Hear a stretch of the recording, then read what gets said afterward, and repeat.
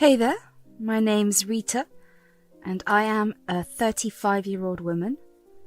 For a couple of years of my life I was paralyzed. Yes, paralyzed. It happened because of a car accident, and honestly, I was just grateful to be alive. That time was a tough one for me to go through because it opened up my eyes to the true colours of my then husband, Sam. I met Sam at the movies. Yes, I know, that sounds kinda crazy. We both happened to go to watch this movie alone and just happened to be sitting next to each other. We got to talking and joking around about the movie. When we got out of the theatre, I got to take a proper look at his face, and I was literally struck by how handsome he looked. We decided that we didn't quite want to stop talking, so we went to the cafe nearby and got ourselves some coffee. That one spontaneous date led to several more. Sam was genuinely a great guy. He was funny and just knew how to make any time a good time. He also came from a family with money, so he was never shy to spoil me senseless. I had a lot of fun with him. So when he proposed to me after 4 years of dating, I was more than excited to live a good life with him. The next couple of years were great, or so I thought. Looking back, I see a lot of the issues that existed that I just brushed off because I loved him, but nonetheless, I had a good time with him. Of course, like any regular couple, we had our fights. It was on one particular day we were having an argument and we got into a car crash. I don't even remember what we were arguing about, but I do remember that we were yelling at each other. In a moment of anger, while driving the car, Sam pulled his phone out to send a text. He moved his eyes off the road and didn't pay attention to his steering. Next thing I know, I'm yelling because we're driving into the divider, and then I black out. When I wake up, I see Sam sitting by my side looking beat up. Turns out I had been in a coma for about 2 weeks. My parents had also taken turns sitting by my side, although there was some tension between them and Sam. I guess he told them the truth. The first thing I became aware of was the lack of feeling in my legs. I began panicking about it. The doctors rushed to get some tests done, and then I was told that I was going to be paralyzed. I was devastated and inconsolable for a while. I remember feeling like my world was going to end. I stayed in the hospital for another few weeks before I was sent back home. I was still taking meds for all the other injuries I had sustained, and the meds made me feel pretty sleepy. I needed a good amount of care, and Sam was barely there for me. I tried to not let it affect me, but it really did. I spent a lot of time in the bedroom, and one day I just wanted to sit in the living room and watch TV. So when Sam got home from work, I asked him if he could carry me over to the couch. "Hi, my love. How was work?" It was so tiring. I just want to take a hot shower and then relax." "You go do that, but before you do you think you could just carry me over to the couch so I can watch some TV? Are you serious? Does my being tired mean nothing to you? I'm sorry, I didn't mean to. You didn't mean to? Please, you always mean to make things worse for me. I'm sorry. I just feel like I'm going to go insane because I'm constantly in here. If it was such a big deal, you could have just said no. Whatever, I can't do this anymore. What are you talking about? I can't deal with you. You're so tiring, I hate it. I deserve way better than this. I'm done. I'm leaving. You can't leave me. How am I supposed to do anything in this state? I don't know, and quite frankly, I don't care. Do what you like. Bye. I was beyond heartbroken. I know that caring for someone who was paralyzed was not a piece of cake. It was a full-time job. At the same time, we vowed to stay together through sickness and in health, and I was in the position to begin with because of his rash driving. I know he hadn't been the greatest whenever I did fall sick. He would literally leave me to deal with my sickness alone. I remember there was this one time that I came down with pneumonia and needed to be hospitalized. He conveniently had a business trip to go on right when I started showing symptoms, and when I called him, when my symptoms got worse, he told me that he wouldn't come back. I don't even know how I managed to get to the hospital on my own, but as soon as I got into the ER, I collapsed. I was hospitalized for 3 weeks, and not once did he even call to check up on me. When I did get better and I was allowed to go back home, he came back. We had a huge fight, and he didn't even apologize once. Looking back, I should have left him right there and then, but I thought that it was something I could get over, and I didn't want to let go of him. I guess it's right that love blinds people. I managed to fall asleep that night. The next morning, though, I needed help getting out of bed, but I couldn't do it myself. I can't even begin to describe how helpless I felt. I remember breaking down again for a while before I was stable enough to call my mum and ask her to come over. My mum must have heard the pain in my voice, so she was over in a heartbeat. I'd always kept a spare key under one of the flower pots at our front door, so my mum used it to get inside. She found me in bed, looking like a downright mess. She quickly helped me out of bed and helped me freshen up. It felt so comforting to have my mother take care of me like she used to when I was a child. When I was settled back down in bed, my mum asked me where Sam was. "I'm not trying to say that I don't want to help you, darling, but where is Sam?" He left. Left? What do you mean? Last night we had an argument because he'd just got back from work and was too tired to take care of me. All I asked him to do was move me to the living room so we could watch TV together. That's hardly a difficult task. No offence, darling, but you barely weigh much. I've seen him carry your drunk brother from the driveway to his room upstairs, and they went drinking together after work, and your brother's massive. I know, but he thought that was asking too much. He told me he couldn't keep doing this for the rest of his life, so he just left. That son of a gun! How could he do that to someone he claimed to love? If your dad got paralyzed, I would have been there with him no matter how tired I was. That's what love is. Yeah, I wish I knew that. He's done this before too, you know. Whenever I've been sick, he's left me to deal with it alone. I guess I just hoped my being paralyzed would be different. Oh, sweetie, why didn't you tell us about this? I don't know, it was embarrassing. I mean, what kind of partner does that? Besides, I loved him too much to leave or talk bad about him. Okay, well, I don't love him too much. I'm going to call his dad. Bill will definitely be able to get a hold of him. Let's see what happens. Of course, she didn't do that immediately. I was still her first priority. She made me food and bathed me. She helped me get into the living room where we spent time watching crappy reality TV and just overall enjoying our time together. My medication made me feel pretty sleepy, so sometime around late afternoon, I fell asleep on the couch. When I woke up later that night, my mum had dinner ready for me. While we ate, she told me that she had called Bill and told him about what Sam had done. He had promised her to take care of it, but he did ask if it would be possible to invite Sam over so he could talk to him in front of us. I didn't know what Bill had in mind, but I knew that Bill loved me and had considered me to be like his own daughter. So he would definitely give Sam a piece of his mind. I wanted to be there to see it happen, so I told my mum that Bill was welcome to do whatever he wanted. It took about a week before I saw Bill. My mum and dad had moved in with me by this point. My dad was ready to punch Sam, but my mum and I had to convince him to let Bill deal with it instead. When Bill came over, he apologized for Sam's behavior. Rita, I'm so sorry for everything Sam has done. I spoke to him the other day and, well, I found out that this has been a recurring thing in your relationship. I'm really sorry about it. Look, we appreciate you coming here and apologizing, but my wife and daughter have told me that you will do something about it. If you don't, I will find Sam and punch him senseless. I do have things in mind, but you are also free to do that if you want. What do you have in mind? Well, first off, I'm disowning him. I want no part in his rash and ignorant behaviour. This is not the son I raised.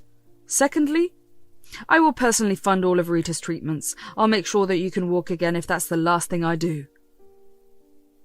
Bill, that means so much to me. You have no idea. Thank you so much.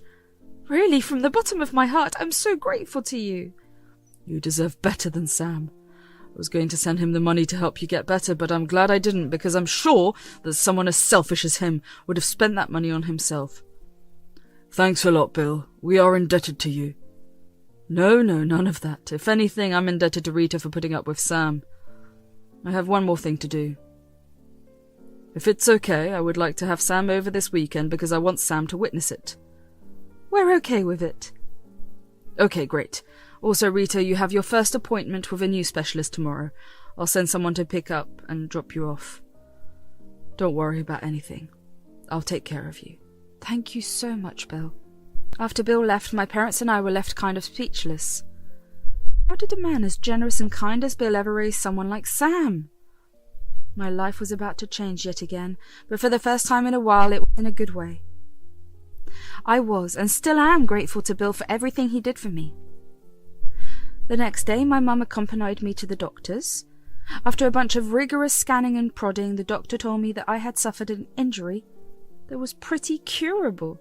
He had me referred to the best physiotherapist and told me to get started with physiotherapy as soon as possible. I cannot even tell you just how happy I was to hear that. Both my mum and I burst into tears of joy.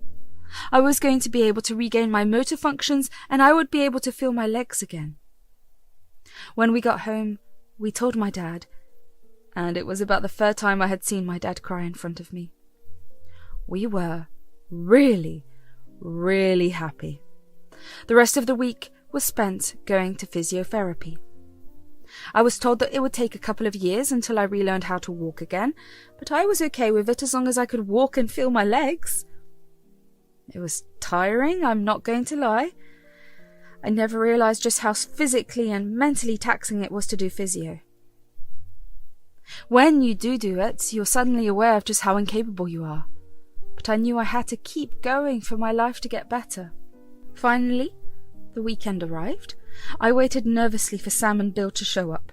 Bill had told us that he had threatened to fire Sam if he didn't come over and apologize, but he didn't tell him that he would be coming over as well. So Sam would come over first, and then he would. When Sam finally came over, I will admit it, I wanted to start yelling at him. I wanted to hurt him just as much as he hurt me. But I wanted to let Bill do what he wanted to do. My parents just glared at Sam. Sam walked over to me and tried to carry out a regular conversation. Hey, Rita. Hey, Rita? Is that all you have to say? You left me for almost a month and this is all you have to say? What are you even doing here? Don't make this hard, Rita. You make it hard when you were the one who was texting and driving, and on top of that, you left me all alone knowing I can't do things on my own. See, this is why I can't take care of you. You're constantly nagging and you always make me feel bad. I make you feel bad? Since when? You've never once taken care of me. Again, see, you do this. Do you think I don't feel bad? I don't think you do. If this was your way of apologizing, it's sad. Whatever, I tried to apologize, but you were being difficult. I did my best. I'll just leave now. I couldn't believe that this was the man I had married. This was not the Sam I knew. Had he always been this heartless? I felt a lump form in my throat and my eyes started tearing up. My heart hurt. I knew it was bad enough that Bill had to threaten him for him to even come back to apologize, but he literally didn't even try. He just blamed me even more. Did he really not feel apologetic or even sympathetic towards me? Was I not worth that much to him?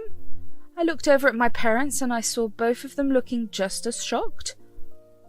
As soon as Sam turned to leave, I saw my dad snap out of his shock and race towards Sam. Before Sam could even register what was happening, my dad turned Sam around and punched him square in the nose. Sam yelled and hunched over in pain.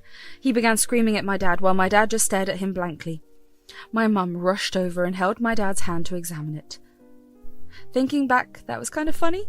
My mum chose to see if my dad hurt his hand instead of being bothered about Sam's pain. While we were all caught up with whatever happened, we didn't notice that Bill had walked in.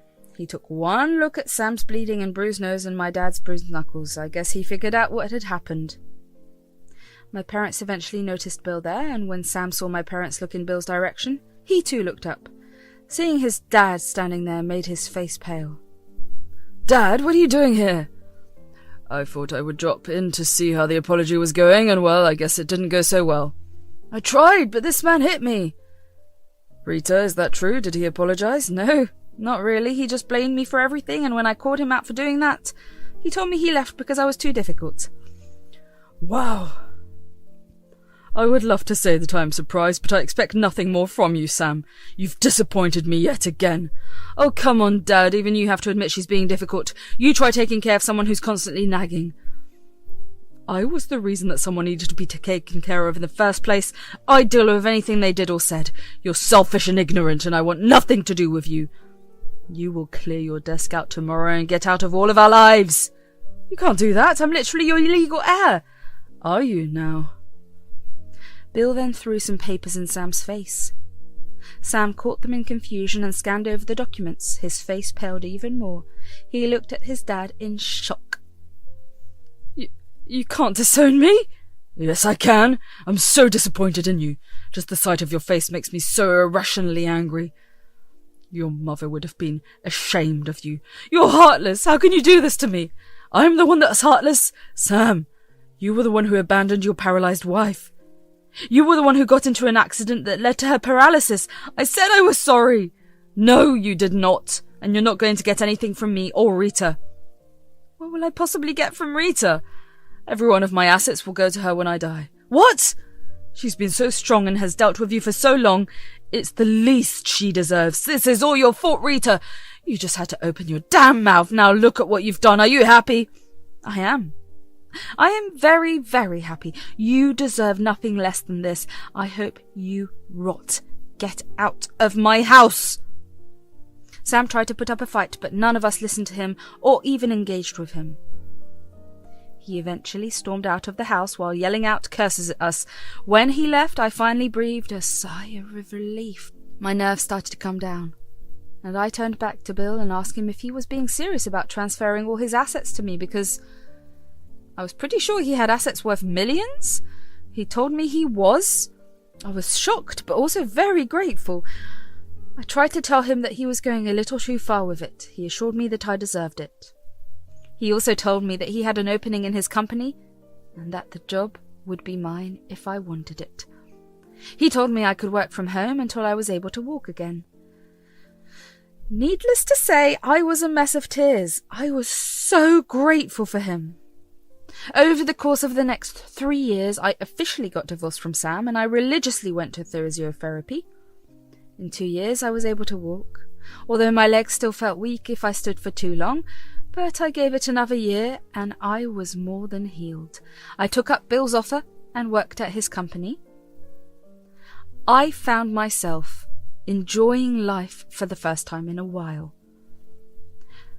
I was doing well in every aspect of my life, and nothing could bring me down. As for Sam, I happened to run into him at a grocery store. He looked haggard. He looked very skinny and like he hadn't slept in a long while. He happened to recognize me. I tried to walk away, but he walked over to me. You can walk? Yeah. It took a while, but it turned out that my condition was curable. So you lied to me? You stole everything from me?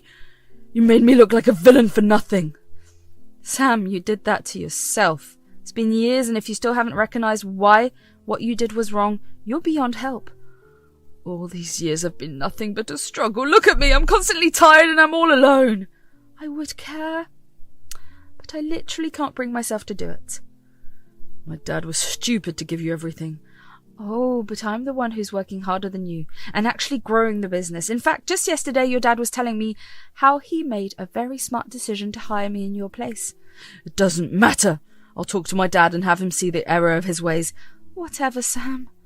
I wish you nothing but luck. Bye. I have to say, running into him and seeing him look desolate made me feel great. He finally got what he deserved. It's sad that he still thinks that he's right, but oh well. That's none of my concern now. For now, I just plan on living my best life, surrounded by people who actually care for me. I'm done making excuses for people, and I've learnt what my worth is. I hope that all of you who are listening will take a page out of my book and know that your worth is always more than being treated like trash. Always stick with the ones that are there for you at your lowest, because they will be the ones that soar with you at your highest.